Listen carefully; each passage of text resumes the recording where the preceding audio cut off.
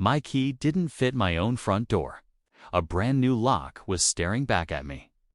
And the woman who put it there, my HOA compliance officer, was already standing on her porch, watching me like she was waiting for a reaction. What she didn't know was that in less than 6 minutes, she would be the one losing control of everything. My name is Arthur Mitchell, 63 years old, retired from the U.S. Postal Service after 28 years, and the outright owner of a ranch-style home in a planned community outside Cedar Ridge. Bought it in $1,999. Paid it off completely in 2021. Clean deed, my name only, recorded with the Cedar County Recorder's Office. No mortgage, no disputes, no asterisks. I'd lived there 11 years without a single HOA violation. Dues paid on time, lawn maintained, completely off the board's radar. And in HOA life, that's exactly where you want to be. Then Brenda Kensington arrived. Brenda moved in during spring 2022. A retired school administrator from Ohio who treated our quiet neighborhood like her next career assignment. Within 4 months, she'd invented a brand new board position, compliance officer, and ran for it unopposed at a Tuesday meeting I missed because of a dentist appointment. I still regret that dentist appointment. She issued violation notices for mailbox angles. She photographed front porches on her morning walks. She sent a certified warning to one neighbor because his recycling bin was visible from the street for 4 hours on a non-collection day. Neighbors called her the warden behind closed doors, never to her face. I watched it all carefully. I knew the CCNRs front to back. I figured knowledge was my best protection. I underestimated her completely. 6 weeks before everything collapsed, I replaced my rotting side gate, submitted the modification request Monday morning, had written approval signed and stamped by 2 board members by Friday. Contractor finished Thursday. Brenda had taped a violation notice to my door, in red ink. My gate latch was a non-compliant hardware finish. Brushed bronze. The CC&Rs said neutral metal tones. Bronze is neutral. Plainly, obviously neutral. I called the HOA office. A woman named Gloria, who sounded permanently exhausted, told me, "Just swap the latch, Mr. Mitchell. Not worth the fight." I should have listened to Gloria. Instead, I sent a column typograph rebuttal. CC and our citation attached. Approved modification form attached. Tone completely professional. Brenda replied with 4 pages, single-spaced. She claimed override authority as compliance. Officer and threatened a formal property inspection within 7 days over a gate latch. I called my attorney friend, Howard. He gave me 5 words I wrote on a notepad and taped to my kitchen cabinet. Document everything. Trust nothing verbal. Every letter, every email, every date and timestamp. Printed and filed in a folder on my counter. That folder was about to become the most important thing I owned. I'd been in Tucson for days visiting my daughter. Normal trip, grandkids, good food, easy drives. I pulled into my driveway at 1:18 p.m. on a Tuesday. Grabbed my suitcase, walked to my front door, and slid in my key. It stopped dead. New deadbolt. Manufacturer sticker still on the faceplate. Fresh paint around the edges that didn't quite match my door color.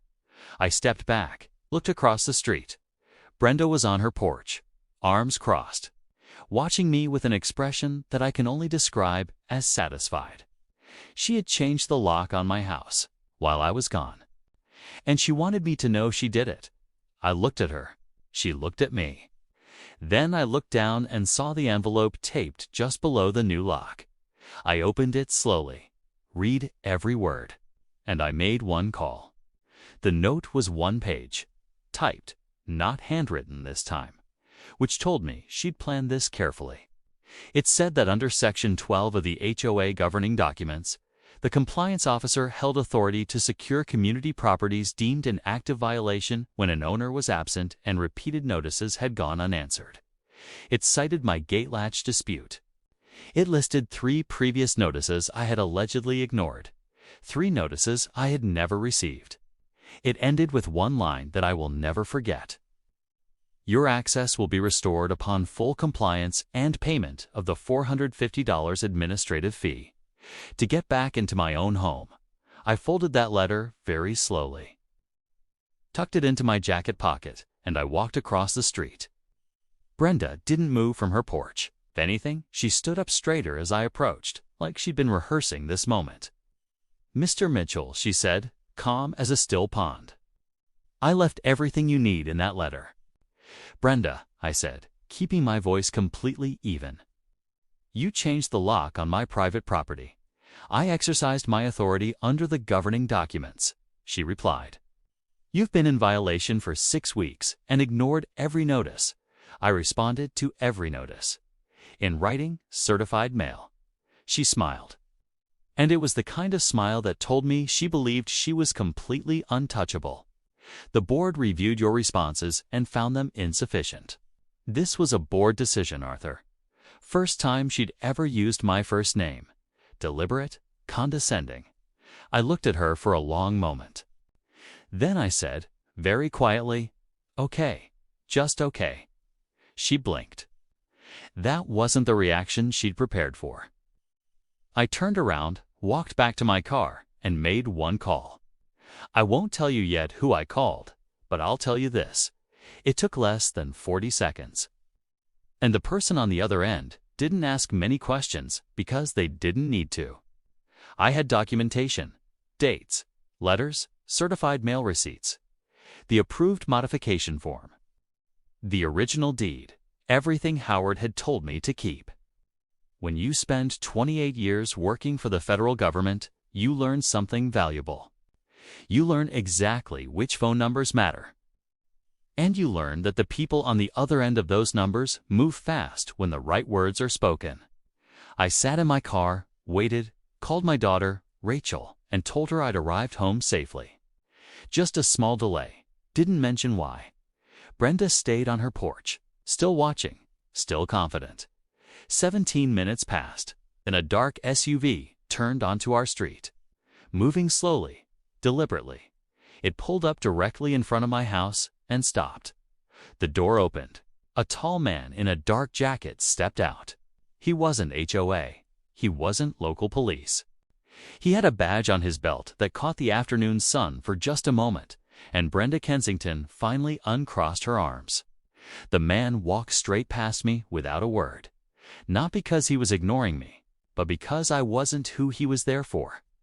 He stopped at the bottom of Brenda's porch steps, reached into his jacket, produced a credential wallet, and held it open long enough for her to read every word on it. "Ma'am, I'm Deputy U.S. Marshal Reeves. Are you Brenda Kensington, current compliance officer of this HOA community?" Brenda's mouth opened, then closed, then opened again. "Yes, but what is this about, ma'am?" Changing the locks on a privately owned residence without a court order is a federal civil rights violation under Title 42, Section 1983. Interference with property rights under color of authority.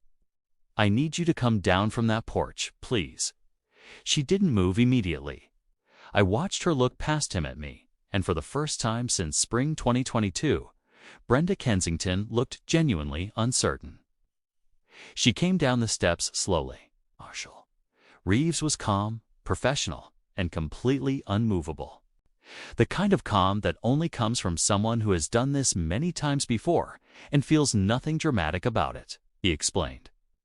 Clearly and without rushing, that acting under HOA authority does not grant any individual the legal right to physically alter or restrict access to privately owned property. No HOA by law, regardless of how it is written, can override state property law or federal civil rights protections. He told her that 3 things were going to happen. First, a licensed locksmith, already contacted, would arrive within the hour to restore my original lock at her expense. Second, she would receive a formal federal civil complaint requiring a response within 21 days. Third, the HOA board would receive notification that their compliance officer position, as currently structured and exercised, was operating outside legal boundaries and required immediate review. Brenda's face went through about 7 different emotions in 4 seconds. She started to speak twice and stopped both times. Finally, she found her voice. I was acting on behalf of the board. They approved this. You need to speak with the entire board. Marshal Reeves nodded slowly. We will, ma'am. You can count on that. The locksmith arrived 40 minutes later, restored my original lock, handed me 2 new keys and a receipt made out in Brenda Kensington's name. I carried my suitcase inside, set it down in my hallway, and stood in my own home for a quiet moment. Through my front window, I could see Brenda still standing in her yard, arms no longer crossed. Phone pressed to her ear, that confident posture completely gone. She looked smaller somehow, like a title without any power behind it. Within 2 weeks, the HOA board quietly dissolved the compliance officer position. Brenda resigned from the board shortly after. I received a formal written apology from the HOA management company, certified mail, naturally. I framed it, hung it right next to my paid-off mortgage statement. People ask me sometimes if I feel bad about how it ended for her. I always think about that envelope taped to my door, that $450 fee, that satisfied smile from across the street. Then I think about what Howard told me.